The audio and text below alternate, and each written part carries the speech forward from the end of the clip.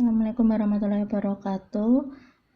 Tiba kita untuk lanjutan materi tentang hukum keluarga yang dulu telah saya jelaskan di pertemuan yang minggu lalu, yaitu tentang hukum perkawinan dari pengertian, kemudian syarat, kemudian keabsahan perkawinan, sampai dengan masalah perkawinan campuran. Nah, sekarang kita lanjutkan hukum keluarga yang kedua, yaitu terkait dengan akibat hukum perkawinan.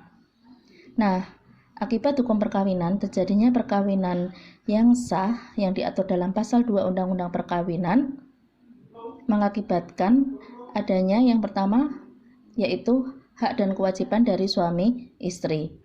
Terkait hak dan kewajiban dari suami istri ini telah dimuat dalam Undang-Undang Nomor 1 Tahun 1974 tentang perkawinan, yaitu tentang hak dan kewajiban ini dari pasal 30 sampai dengan pasal 34.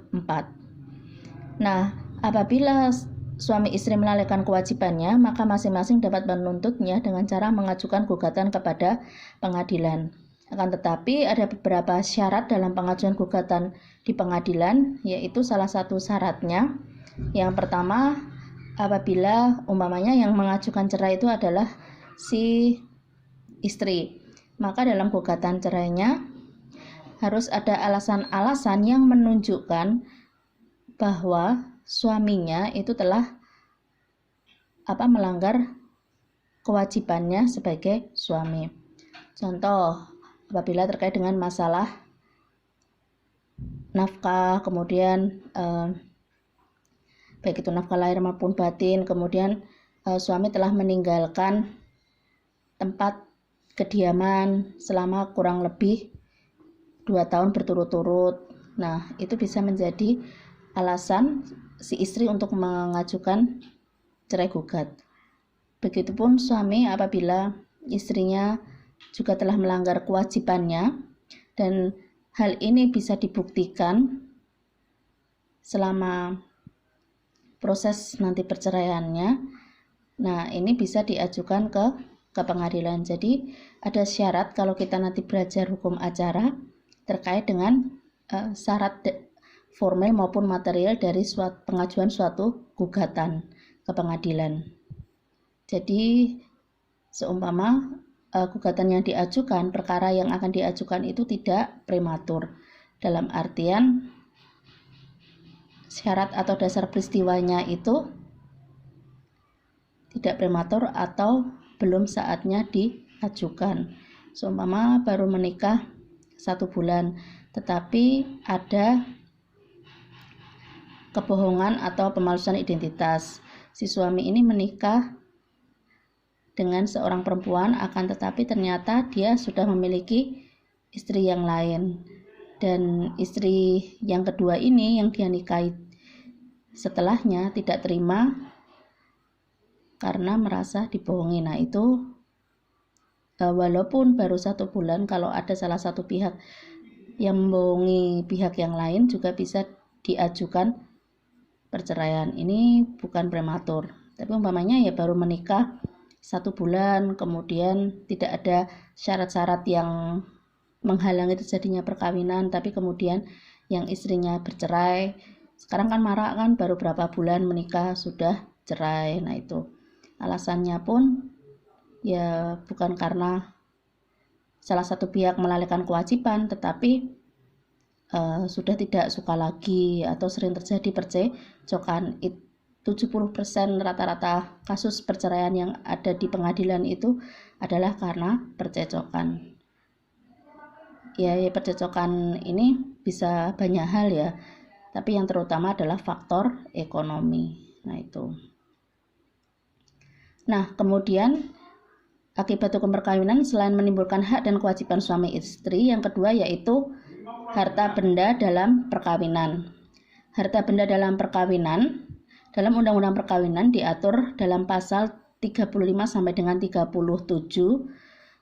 terkait dengan harta bersama. Suami maupun istri dapat mempergunakan dengan persetujuan kedua belah pihak. Sedangkan terkait dengan harta bawaan, suami atau istri mempunyai hak sepenuhnya terhadap harta bawaan yang dia bawa pada saat sudah menikah, atau harta bawaan itu diperoleh setelah menikah. Contohnya harta bawaan yang diperoleh setelah menikah itu adalah harta waris. Nah, itu. Sedangkan harta bersama itu adalah harta yang diperoleh keduanya dalam suatu ikatan perkawinan. Contoh, setelah menikah beli rumah. Nah, rumah yang dibeli ini adalah termasuk harta bersama. Loh Bu, bagaimana kalau ternyata rumah itu dibeli dengan harta warisan dari orang tua atau uang pemberian dari orang tua, tetapi kemudian rumah ini ditempati oleh kedua belah pihak. Jadi walaupun itu ada uang warisan yang dipakai, tetap itu adalah nanti masuk sebagai harta bersama rumah tersebut. Akan tetapi waktu terjadi perceraian, itu nanti hakim akan memutuskan dari mana asal usul rumah itu dibeli. Jadi pembagiannya apakah nanti diserahkan sebagai harta bawaan atau murni harta bersama yang harus dibagi antara suami istri, nanti tinggal putusan dari majelis hakim. Nah, itu. Dalam Undang-Undang Nomor 1 Tahun 74 ditentukan apabila perkawinan putus maka harta bersama diatur menurut hukumnya masing-masing, yaitu dalam artian pembagian harta bersama atas putusan dari pengadilan atau dari majelis hakim. Nah, kemudian akibat hukum perkawinan yang lain yaitu tentang terkait masalah kedudukan anak. Nah, kedudukan anak ini diatur mulai dari pasal 40 sampai dengan pasal 42. Nah, itu. Nah, terkait dengan masalah anak yang lahir di luar perkawinan itu hanya memiliki keperdataan terhadap ibunya saja. Akan tetapi berdasarkan putusan Mahkamah Konstitusi nomor 46/8/2010 bahwa anak luar kawin itu tetap bisa memiliki keperdataan dari bapaknya, yaitu terkait dengan nafkah, kemudian waris maupun perwalian, akan tetapi tidak terkait dengan nasab. Ini diatur dalam putusan Mahkamah Konstitusi sehingga bunyi pasal 42 ayat 1 Undang-Undang Perkawinan dianggap tidak berlaku. Akan tetapi penghapusan pasal ini baru dituangkan dalam Undang-Undang Nomor 16 tahun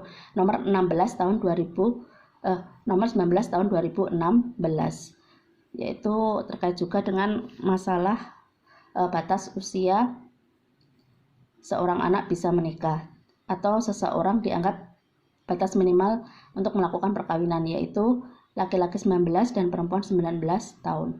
Bentar, saya agak lupa ya, nomor 16 tahun 2019 atau 19 tahun 2016. Nanti akan saya revisi kembali. Kalau tidak salah nomor 19 tahun 2016. Nah, itu. Nah, jadi penerapan pasal 42 Undang-Undang Perkawinan ini dianggap tidak berlaku dengan adanya putusan MK nomor 46/8/2010. Nah, seorang suami dapat menyangkal sahnya anak yang dilahirkan istrinya bila mana ia dapat membuktikan bahwa istrinya telah berbuat zina. Nah, ini terkait dengan masalah asal-usul anak, pasal 55 Undang-Undang Perkawinan, yaitu apabila anak tersebut lahir setelah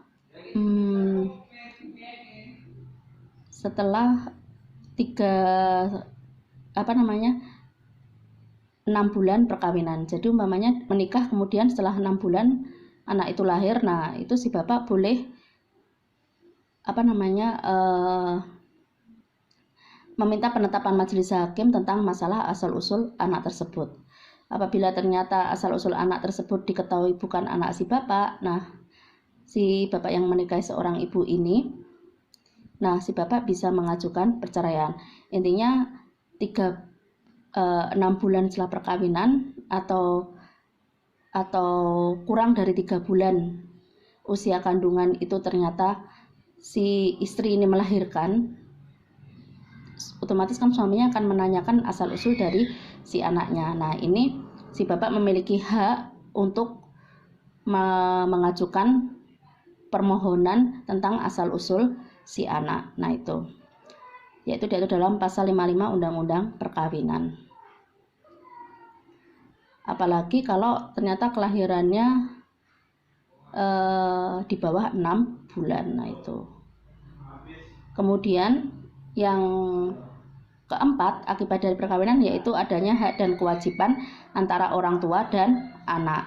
Nah, ini diatur dari pasal 45 sampai dengan pasal 47 terkait dengan hak dan kewajiban orang tua terhadap anak, dan hal ini juga diatur lebih lanjut dalam Undang-Undang Nomor 23 Tahun 2002 junto Undang-Undang Nomor 35 Tahun 2014 tentang perlindungan anak. Nah, itu. Kemudian akibat perkawinan yang lain yaitu adanya perwalian. Jadi perwalian ini terkait dengan kewajiban hukum untuk melakukan pengawasan dan pengurusan mengenai pribadi anak yang belum dewasa dan harta bendanya. Jadi diatur dalam pasal 50 ayat 2 Undang-Undang Perkawinan. Penunjukan wali dapat ditunjuk oleh satu orang tua yang menjalankan kekuasaan orang tua sebelum ia meninggal dengan surat wasiat atau dengan lisan di hadapan dua orang saksi yang diatur pada pasal 51. Yang dapat ditunjuk sebagai wali adalah keluarga anak tersebut atau orang lain yang sudah dewasa. Kekuasaan wali terhadap anak berlangsung hingga anak itu berumur 18 tahun atau anak itu kawin. Tapi hal ini telah direvisi dalam Undang-Undang Nomor 16 Tahun 2019, perubahan Undang-Undang Nomor 1 Tahun 74 tentang perkawinan. Nah, wali bertanggung jawab atas pengurusan harta benda anak serta kerugian yang timbul karena kesalahan atau kelalaian. Jadi, ini contohnya yaitu ada seorang anak yang sudah ditinggal mati kedua orang tuanya dan anak ini belum berusia 18 tahun. Nah, oleh sebab itu umpamanya ya masih ada kakek nenek. Nah, jadi perwalian terhadap pengurusan harta peninggalan dari orang tuanya jatuh kepada kakek neneknya. Kalau kakek neneknya tidak ada, ya kerabat terdekatnya terlebih dahulu. Bisa umpamanya Pak D-nya atau bisa Pak L-nya. Intinya masih keluarga dengan orang tuanya. Kalau memang benar-benar tidak ada, bisa diserahkan kepada orang yang dianggap bisa bertanggung jawab terhadap si anak maupun harta kekayaan peninggalan dari orang tuanya. Baru dicari orang lain yang bisa dipercaya. Orang lain di sini adalah orang yang dewasa, cakap dan bisa bertanggung jawab. Dan ini pun terkait dengan wali itu tidak bisa dilakukan hanya secara lisan atau di bawah tangan, tetapi harus melalui penetapan pengadilan.